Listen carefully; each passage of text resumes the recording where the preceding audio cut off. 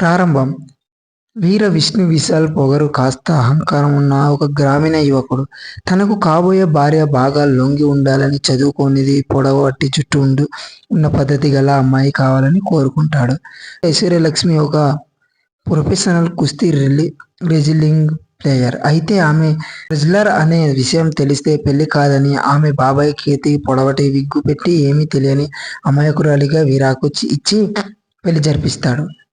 పెళ్లి తర్వాత కొన్ని రోజులు సైలెంట్గా ఉన్న కీర్తి వీర కుటుంబంలో ఒక సమస్య వచ్చినప్పుడు తన నిజమైన కుస్తీ రూపాన్ని బయటపెడుతోంది.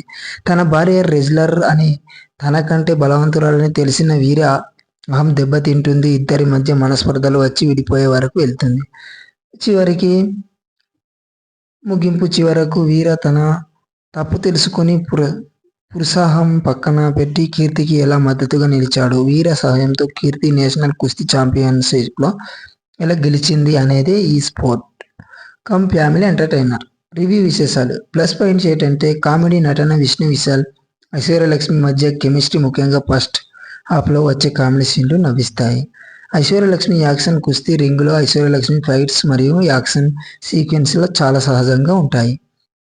మంచి మెసేజ్. భార్యాభర్తల మధ్య సమానత్వం, పురుషాహం లేకపోవడం అనే పాయింట్ మీద కామెడీ, ఎమోషనల్ బాగా చెప్పారు. మైనస్ పాయింట్స్ ఏంటంటే రొటీన్ టెంప్లెట్ కథ మరియు కొన్ని కామెడీ సీన్లు ముందే ఊహించేలా ఉంటాయి. ప్రెడిక్టబుల్.